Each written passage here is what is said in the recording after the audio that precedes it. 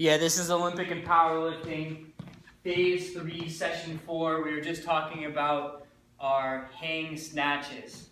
Okay, so setting your arms out at snatch with grip, which you've already established. Hook grip should have already established. And so pick it up into your hips, and you're going to start from here. See how I'm leaning back, and the weight is resting on my hips.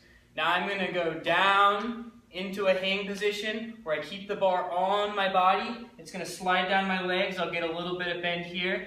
And then I'm going to sweep the bar into my hips. And then I'm going to extend the weight through and get momentum on the weight coming straight up. And then I'm going to drop down and catch the weight down into my overhead squat, down into the bottom of the squat, and then stand it up. So this is all happening, boom, boom, boom, boom, boom. All these positions that we've been working on, now we're trying to put them together. So I'll go down into it, and then I'll go down around into my squat. Okay, and then so the keys here now, the thing we're going to be working on that's new is that transition. And it's really tough. You have to make sure that as you're pulling through, you're not popping the bar out in front of your center of mass, because then you're going to have to go chasing it. And also, you're going to be really working on your ability to just stabilize that weight overhead.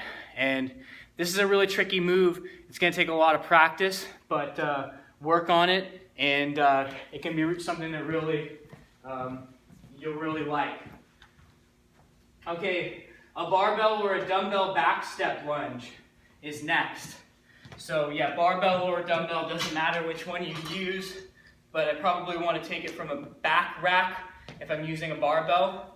And then here, as it implies, you're going to step back, drop the leg back, and then step through. And I like to do all my reps on one side, and then I'll do all my reps on the other side. Control, drop the knee lightly down. Sometimes I like to have a mat below me so I can, or something squishy so my knee comes down onto something soft. And then as I step back, I'm going to plant the ball of my foot on the back foot as I drop down and I drive out. And most of my weight's going to stay on my front leg. So it's going to be 75% on your front leg, right? Specifically over your front heel. If I use dumbbells for this, yeah, I just hold them right by my side here. And then I'll show you with the other leg how I want to make sure to keep this heel down. You can see how my look at my torso angle, how it comes forward a little bit. And then I'll step out of there from there.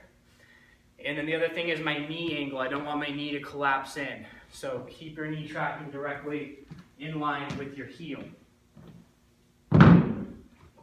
Okay, then we've got, coming back to the bar now. Now we're just going to work on our snatch deadlift. So basically that part of the motion that weren't working on before, now we're going to isolate that.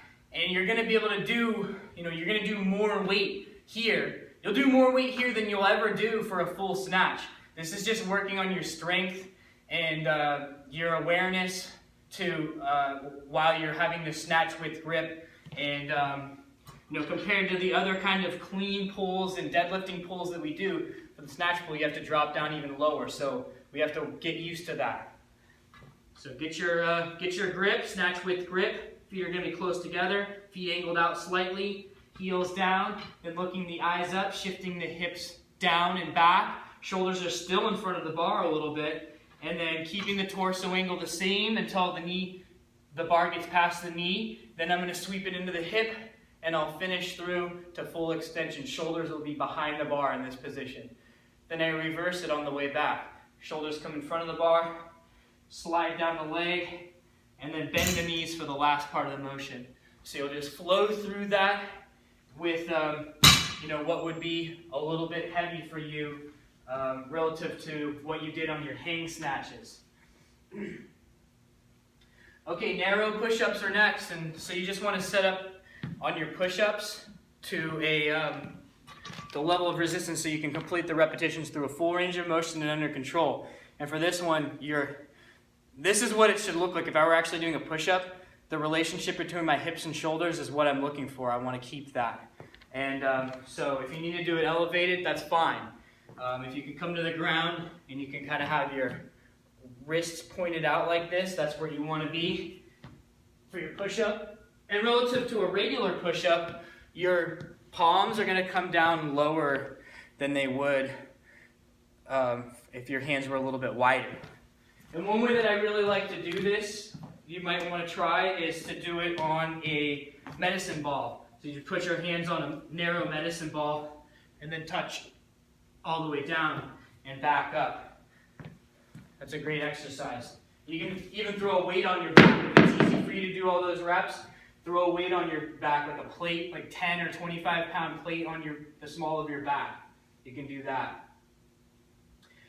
Diagonal ab rollouts are next. So for this one, if you had one of those ab wheels, you know those ab wheels, you can use that for this. But I want to show you on a bar because I think even more commonly gyms have just a barbell, and you can put some plates on it.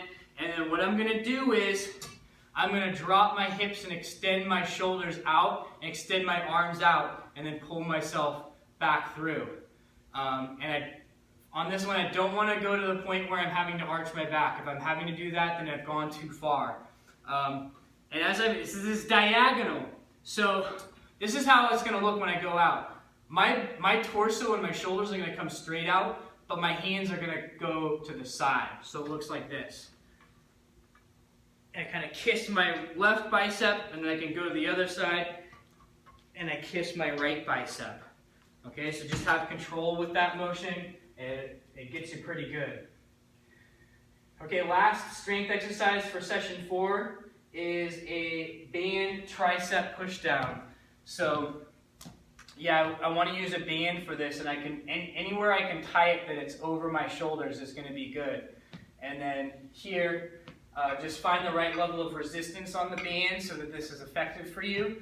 Lean forward a little bit. Have your elbows pinched right by your side, and then I'm just going to bend and extend the elbow while keeping the elbow pinched by the side, and I'll really be working my tricep, but also to keep my positioning, my abs have to be tight, and my shoulders have to be pulled back, because I don't want to be like this.